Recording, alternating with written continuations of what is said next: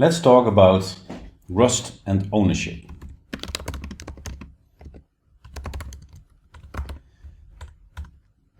And about essentially the rules of ownership. So let's start first about moving. Because we have two concepts, right? We have moving and we have borrowing. And borrowing, we have like traditional borrowing, so read borrowing. And we have mutable borrowing. So, but first let's talk about moving, right? So moving has the following rules essentially, right? So we can say the following. Each resource has a variable called its owner. This is number one. Second is there can only be one owner at a time. And the third is when an owner goes out of scope, the resource is destroyed. Very simple, very compact. So 1, 2, and 3. So this is a very simple idea, yeah? But very powerful in a combination with the static type checker. And maybe you could say that this is the heart of the Rust language, right? I want to add some other conclusions, which are not rules, but more like conclusions, right? I will do this as a C. When one scope transfers the ownership to another scope, right, then the previous owner is essentially irrelevant. So we can say transfer of ownership makes the original owner irrelevant. So let's check if this all works out, right? Let's see this in code. So we will make a function lender, yeah? And this function lender will lend variables out, right? So, or essentially we'll do some stuff on variables. So let's make a variable called v, which is a box with the value 20 as an integer 32, right? And we will call a function that takes ownership of this boxed value, v. There. Let's define the take ownership function. Take ownership. And we say a v, and we say, okay, this is a box of an integer 32, right? Very simple. And the only thing we do here is print line, and we print the value inside the box. Okay. So we get a value of 20, right? Which is exactly what we want. So now let's check against the rules. Each resource has a variable called its owners. So first of all, this was the owner, right? V is owned until this point, right? Now we call the function take ownership, which has a signature which doesn't indicate any borrowing. It's like a normal signature. So now the V disappears essentially into this scope. And what we also said, the transfer of the ownerships makes the original owner irrelevant. So that means that this scope now has no ownership. So we can conclude the following, that V is owned here, yeah? But then we can say that V is not owned here anymore.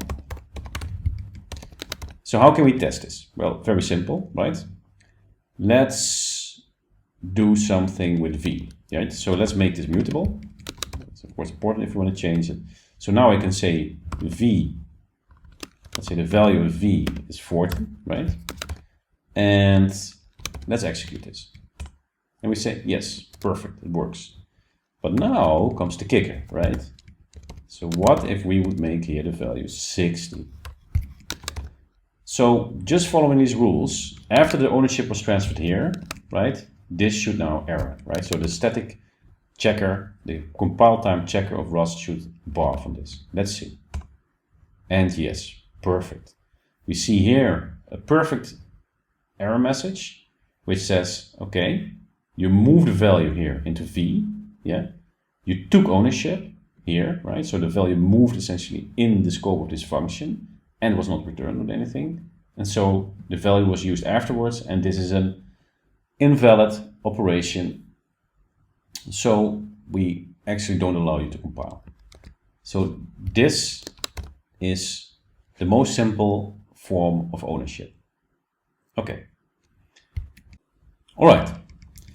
So now let's look at borrowing. And let's do this, this one different. So we are going to make a function called borrow. And just to, as a reminder, so borrowing is different from essentially moving, right? So because we have two different kinds. We have borrowing, we have read borrowing, and we have mutable borrowing. And we're first going to focus on read borrowing because that's the most simple form. So let's define this function. Borrow, yeah. It again takes v, and it again takes a box with an integer 32. The main difference here right now is the following, right? Instead of v, we place essentially before the type signature an ampersand. And this indicates that we're not moving the value, but we require to borrow the value. So then again, we do a print line. And we essentially print the v, right? Very simple function. So now we need a v, yeah? So let's define it. That v is a new box on the heap with a variable called 20, which is an i32, and we're going to borrow it. So also here, because we have to indicate we're borrowing the value, so we need to place an ampersand before it. So let's compile this, and perfect, 20, just as we expected. But now, because we borrowed, right, we should be able to use the value afterwards. So what we did here with printing, yeah, we should be able to do this here, right? And this is, we couldn't do this essentially with a move, right? Because a move, after move, the whole ownership is gone. But now, the ownership after my function is ready here, right? It will return it back to this scope. So now I can print twice, 2020, no problem. Okay, so this is read borrowing. So with read borrowing, you can also borrow it multiple times. So let's check if this is possible. So we're going to create a little scope here with the borrow value, and we're going to say that, okay, let A, we borrow this, we're going to read borrow this, and B, we're going to borrow this, C, and even afterwards, right, we now can C and D, we can borrow it like this. Sorry about that. So we can borrow it,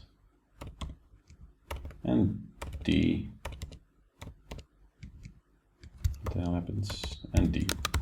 All right, so very simple, very clear forward, right? So if we want to execute this, then of course we get a lot of warnings because they need underscores, but it makes sense, right? So I can do like endless amount of reads.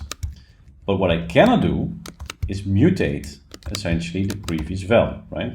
So even if I would make a mutable out of this, we'll probably also get a little error here. Yeah, move this mute, but so now essentially it still works, right? But now, after I borrowed this in A or B, whatever, so now when I borrowed the value here, right, in this scope, and I would use it afterwards, like the original value, I would like change, right? So now, for example, I would change here the value. So I would say, okay, let's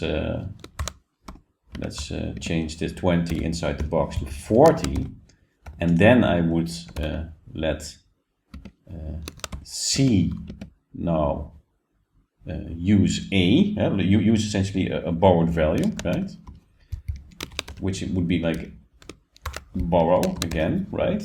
Then we have a problem, right? Because now I use the borrow. So this is essentially the scope of the borrow. Eh? Inside the scope of the borrow, I change the original value being changed, right? So this is not allowed, right? So let's check this and say no. Borrow uses here, of course, at line 30, which is line 30 is here. Here we record the borrow, and now we did an assignment, right, to the borrowed value, and then I use the borrow later, right, at line 35, which is here, right? So, but if I really would remove this one, right, then there is no problem, right? Then it's just okay, you know, because then essentially there's no problem because I never use this, right? So it's the compiler is really smart about this one. So what we can say here is that read borrowing, we can say the following, right? In read borrowing, we can say only an ampersand, yeah? And we say that means no writes, no moves, as long as the borrow is active, right? So now we come to the other kind of borrowing, and that is mutable borrowing, right? And this will be signified by this symbol, ampersand mute. And what this means is essentially, okay, you mutably borrow the value, but now we do not allow no exit at all. So that means no writes and no reads other than the person that did the borrowing. Very important. No exit at all, no writes, no reads. So let's see how this works. Let's just remove this function now, because immutable borrowing has to do a lot with scopes. So we made a mutable of it. So let's now say, okay, A is immutable. Let's remove all this stuff. And that also means that we need to use A. So we think like that B is mutable A, right? So now it means that because we borrow mutably here, A has exclusive access to the value. So now here A has exclusive access to the variable. So that means no writing or reading except through A. And the reason for this is because Rust cannot allow to have a function, for example, that takes and a mutable reference, like a mutable borrow, and an immutable borrow at the same time, right? So because that would lead to all kinds of race conditions, right? We want to avoid, right? So how can we test this, right? So let's compile this. Okay, nothing here. So let's just print. Let's print something here. So this is print value v, for example, right? So what I'm writing here right now is, okay, I have a mutable borrow here, which gives exclusive access to A, but I try to access the same memory space essentially by v. And this is not allowed by Rust compiler. So let's see. And yes, he says a mutable borrow occurs here, and now suddenly you try to immutably occurs here, right? That's not allowed. So to summarize, we have read borrowing, which allows no writes, no moves, but reads, right? And then we have mutable borrowing, which does not allow any access at all and no moves. So no exit at all. No writes, no reads, and no moves.